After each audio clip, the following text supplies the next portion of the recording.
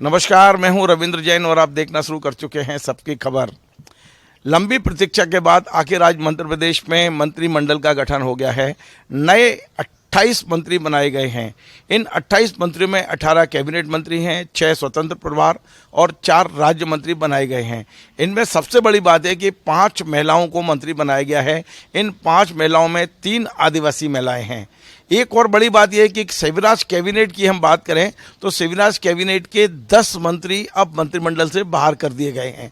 बड़ी उम्मीद थी कि इन मंत्रियों में से कई मंत्री बनाए जाएंगे, लेकिन ऐसे 10 मंत्री हैं जिन्हें स्थान नहीं मिला है। एक और बड़ी बात है कि चुनाव से पहले मध्य प्रदेश भारतीय जनता पार्टी के सबसे पुराने दिग्गज नेता गोपाल भार्गव मुख्यमंत्री बनने के सपने देख रहे थे, लेकिन स्थितियां ऐसी बनी कि बेचारे मंत्री भी नहीं बन पाए, मंत्री पद भी उनके हाथ से चला गया। इस पूरे मंत्रिमंडल का निचोड़ क्या है, ये जानने के लिए हम आए हैं वरिष्ठ पत्रकार अरुण दीक्षित जी के पास। अरुण जी, आपका स्वागत है। हम चुनाव से पहले गोपाल भार्गव जी का बयान सुन रहे थे कि इस बार मध्य प्रदेश में मुख्यमंत्री का चेहरा घोषित नहीं किया तो हो सकता है मेरी लॉटरी लग जाए, इसलिए मेरे गुरु ने मुझसे कहा है कि मुझे मुझे चुनाव लड़ना चाहिए, हो सकता है मुख्यमंत्री बन जाए। लेकिन आज जब कैबिनेट का सफल हुआ, जब विस्तार हुआ, तो गोपाल भार्गव तो बेचारे मंत्री भी नहीं बन पाए, हम तो मुख्यमंत्री की देख रहे थे। इसके अलावा शिवराज कैबिनेट के 10 मंत्री जो चुनाव जीत के आए हैं, मैं जो हार गए उनकी बात नहीं कर रहा हूं, 12 मंत्री हार गए वो तो बाहर हो गए, लेकिन जो 10 मंत्री चुनाव जीत के आए हैं उन्हें भी कैबिनेट से बाहर किया गया है। तो मोहन मंत्रिमंडल को आप किस तरह से देखते हैं? देखिए, इसको आप मोहन मंत्रिमंडल मत कहिए, ये मोदी मंत्रिमंडल है। आप जरा लिस्ट देखिए, मोदी ने जो 8 लोग भेजे थे उनमें 2 लोग चुनाव हार गए थे। उसमें से सिर्फ एक रीति पाठक मंत्री नहीं बनी है। नरेंद्र सिंह तोमर विधानसभा अध्यक्ष बने हैं, कैलाश विजयवर्गीय, प्रहलाद पटेल, राकेश सिंह, उदय प्रताप सिंह, संपतिया उइके, ये सबके सब कैबिनेट में आए हैं। तो ये लोग तो मोदी के लोग हैं। तो जो हम आप बात कर रहे हैं कि ये आज की परिस्थिति में मंत्रिमंडल, ये लिस्ट उनको दी गई है और नरेंद्र मोदी ने ये तय किया है। पुराने लोग, वो लोग जो उनके विश्वास में या उनकी टीम के विश्वास में आए हैं, उन्हीं को लिया गया है। शिवराज सिंह चौहान की पूरी टीम, जो उनके सबसे कॉन्फिडेंस वाले लोग होते थे, उनमें एक विश्वास सारंग को छोड़ दीजिए, बाकी कोई ऐसा चेहरा नहीं है। हालांकि राजेंद्र शुक्ला डिप्टी सीएम बनाए गए थे, तब ये कहा गया था कि वो उनकी पसंद है, लेकिन मुझे लगता है कि वो जो ब्राह्मण इक्वेशन रीवा की है, रीवा संभाग की, उसके चलते हैं। एक तरह से पूरी टीम, 12 लोग हारे, 2 लोगों को टिकट नहीं दिया और 10 लोगों को बाहर कर दिया। अब शिवराज सिंह को मिला लें तो 23 लोग उनकी कैबिनेट के बिल्कुल बाहर हैं। अब उस वक्त के 10 लोग हैं करीब जो 10 टीम में हैं, और उनकी क्या भूमिका होगी ये मंत्रिमंडल के विभाग बट जाने के बाद होगा। ये पक्का है कि ये टीम नरेंद्र मोदी की है। और अब जो आपने कहा था केंद्र शासित, तो मैं कहता हूं कि पीएम रूल्ड स्टेट, अब आने वाले दिनों में विभागों के वितरण के बाद और तय हो जाएगा कि कौन किस भूमिका में हो। उसी के बाद पता चलेगा कि मध्य प्रदेश में अब क्या क्या बदलेगा।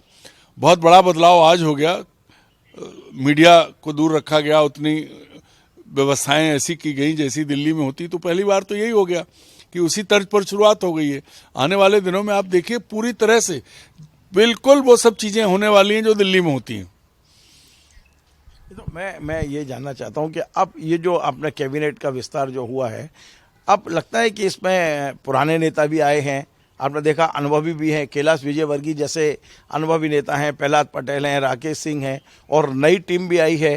पहली बार के जो विधायक हैं उसमें प्रतिभा बागरी को लिया गया है, आशा, जो सारे नए चेहरे हैं, कई नए चेहरे भी हैं। तो ये जो नए और पुराने का समन्वय बनाकर आज मोहन यादव जी ने अपनी टीम खड़ी करी है, लगता है ये मध्य प्रदेश के विकास को दूर तक ले जाएंगे।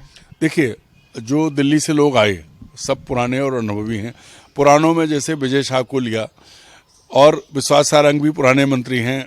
अब जो लिस्ट अब है उससे ये साफ दिख रहा है कि मोहन की मुरली जो है वो अपनी मुरली अपने ढंग से बजाएंगे। बाकी पूरा मंत्रिमंडल, जो राज्य मंत्री 4 हैं उनको छोड़ दीजिए, वरना जिस तरह से चुने गए हैं उसमें पूरी भूमिका केंद्र की है और कुछ हद तक संगठन की है।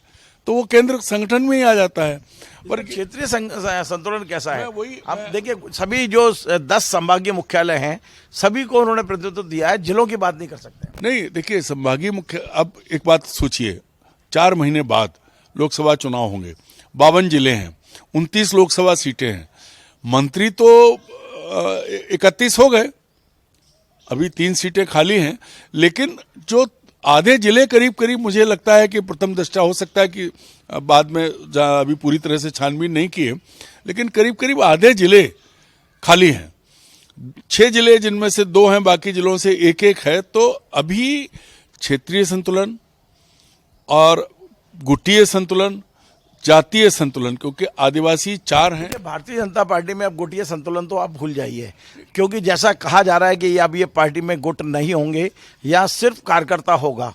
यहाँ पर जो कह दिया पार्टी ने, आपका कोई सीनियरिटी जूनियरिटी नहीं है, एक जूनियर को हम सीएम बनाएंगे और तमाम सीनियर को उसके अंडर में मंत्री बनाएंगे, तो यह गुट तो भूल जाए कि भारतीय जनता पार्टी में कोई गुट है। ये गुट एक ही गुट है, गुटीय संतुलन। शिवराज क्या नाम, नरेंद्र मोदी और अमित शाह, इन दोनों के दरबार अलग अलग लगते हैं, ये मान लीजिए। इनके भी इन गुटों का संतुलन अभी हमने आपने गहराई से नहीं देखा है।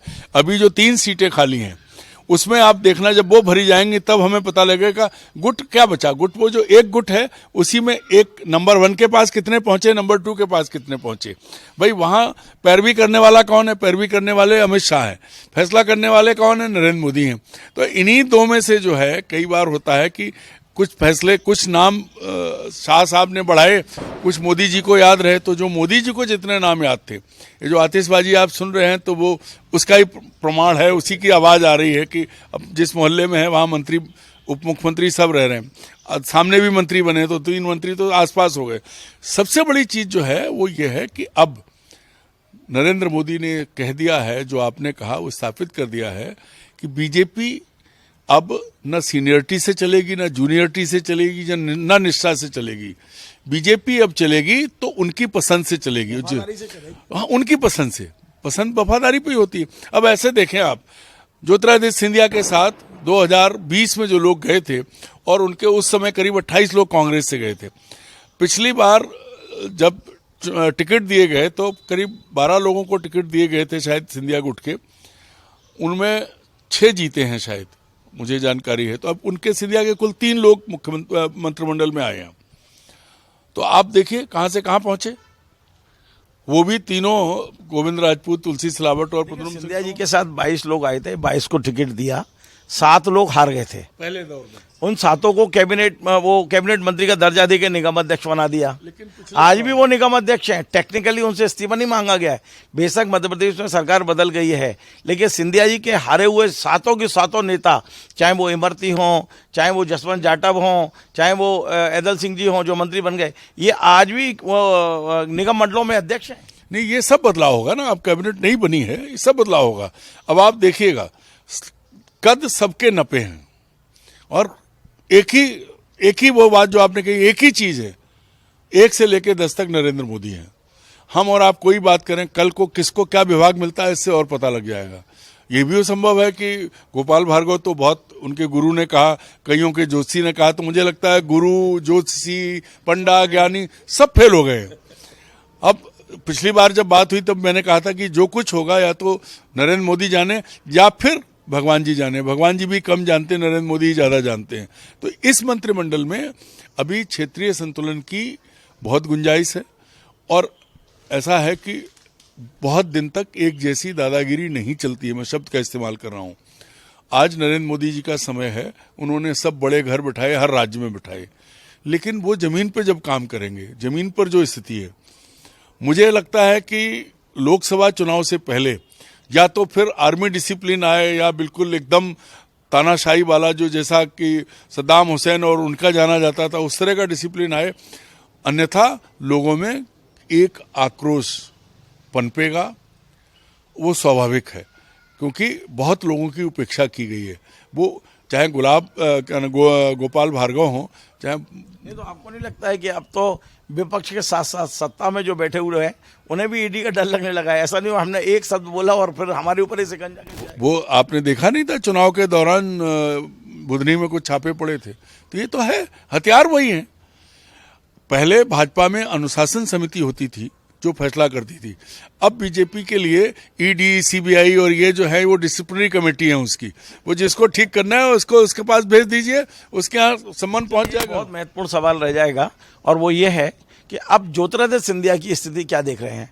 जब वो आए थे तो उनके साथ 22 एमएलए की ताकत थी, आज उनके पास 3 मंत्रियों की ताकत है। विधायक जो कुछ तो हार गए हैं, कुछ कोने पे किनारे पे बिठा दिए गए हैं। उनके 6 हैं कुल, टोटल 7 है टोटल। 7। हाँ, देखिए, याद करिए विधानसभा चुनाव के दौरान अमित शाह ने ग्वालियर में कार्यकर्ताओं की बैठक में एक बयान दिया था, नहीं, आपके महाराज अब हमारी पार्टी में हैं, उनकी भूमिका हम तय करेंगे, आप चिंता मत करिए। तो अब महाराज तब तो दामाद थे जब उन्होंने सरकार बनवाई, तब तक तो दामाद रहे। अब ये जो सरकार आई है, जो बहुमत मिला है, उसमें तो किसी और की भूमिका है नहीं। उसका श्रेय तो पूरी तरह या तो नरेंद्र मोदी को, जिसको श्रेय दिया जाना चाहिए था शिवराज सिंह, उन्हें मिला नहीं। और जिसका असली श्रेय है ईवीएम, उसकी बात करने को कोई तैयार नहीं है, क्योंकि तीनों चीजें हैं। तो अब ज्योतिरादित्य सिंधिया को, और आप जरा राष्ट्रीय परिप्रेक्ष्य में देखें तो उनकी एक बुआ को टिकट नहीं मिलना था, उन्होंने पता लगा, उन्हें एहसास हो गया तो उन्होंने पहले ही मैदान छोड़ दिया। यशोधरा जी चुनाव नहीं लड़ी, वसुंधरा जी दावेदार थी और आखिर तक उनको ले गए और उन्हीं से वो भजनलाल शर्मा का नाम निकलवाया। तो अगर व्यापक दृष्टिकोण से देखें तो सिंधिया परिवार की परिस्थिति, जबकि ये पार्टी उनकी मां ने स्थापित की थी, विजया राजे और यशोधरा राजे की, ज्योतिरादित्य की दादी ने की थी, पर आज वो उसमें सामान्य कार्यकर्ता से भी के पैरेलल ही हैं, इससे ज्यादा उनका महत्व नहीं बचा है। एक चर्चा ये भी है कि सिंधिया जी ने अपने प्रभाव का उपयोग करके 3 लोगों को कम से कम अंदर ले लिया। सिंधिया जी, शिवराज जी के तो 10 लोग बाहर हो गए, तो आपको लगता है कि इस बार सिंधिया जी की चल गई, शिवराज जी की नहीं चल पाई इस कैबिनेट रिसफल में? नहीं, शिवराज जी की कहाँ चलती, जो खुद मतलब जिन्होंने युद्ध जीता, भूपेंद्र सिंह जैसे उनके जो सबसे नजदीकी व्यक्ति हैं, उनका बाहर होना तो लगता है कि उनको एक बहुत बड़ा झटका है। उनका खुद का बाहर होना बहुत बड़ा झटका है। इतनी बड़ी जीत के साथ उन्हें श्रेय तक नहीं दिया और एकदम बाहर कर दिया। और उनके जो सबसे विश्वस्त थे भूपेंद्र सिंह, उन्हें बाहर किया है। इससे ये साफ जाहिर है कि जो सागर में लड़ाई चलती थी, वो देखिए आप, तो इस पूरा का पूरा शिवराज सिंह के साथ जो लोग करीब में थे, एक अकेले आप यहां पर छोड़ दें विश्वास सारंग को, उन्होंने कैसे मैनेज किया है वो वही जाने, अन्यथा सब बाहर हो गए। सागर में 3 मंत्री हुआ करते थे, तीनों बड़े कद्दावर थे, 2 घर बैठ गए, भूपेंद्र सिंह जी और गोपाल भार्गव, और अब सिंधिया समर्थक गोविंद राजपूत का वहां जलवा बरकरार है। अब यही है ना। फिर यहाँ अगर दूसरे देश से देखें, जो अभी आपने कहा, इसका मतलब यह है कि सिंधिया जी की चली, सिंधिया जी की बात मानी गई, क्योंकि गोविंद राजपूत पर भी उंगलियां कम नहीं उठी, चाहे मंदिर की जमीन का हो, चाहे और दूसरी चीजें हों, तमाम आरोप लगे, तो वो नहीं मानेंगे। इसमें इस कैबिनेट में एक चीज बहुत साफ है, निष्ठा, 1 से 10 पॉइंट तक निष्ठा, और दूसरा पसंद दिल्ली की और निष्ठा दिल्ली के प्रति। न शिवराज सिंह का कोई औचित्य बचा, न महत्व बचा, न उनकी टीम का, न उन लोगों का जिन्होंने पूरी ताकत लगाई पार्टी को इतने सालों में।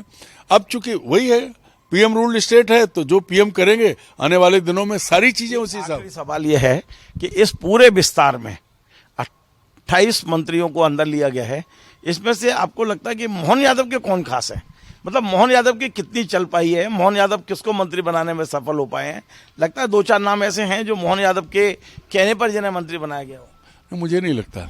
अभी जो हैं, हो सकता है कोई नए, बिल्कुल नए वाले नामों बनना। जो कैबिनेट मंत्री बने सब पुराने हैं और सब मोहन से करीब करीब वरिष्ठ हैं, चाहे राकेश शुक्ला, कई जूनियर भी तो लिए गए हैं।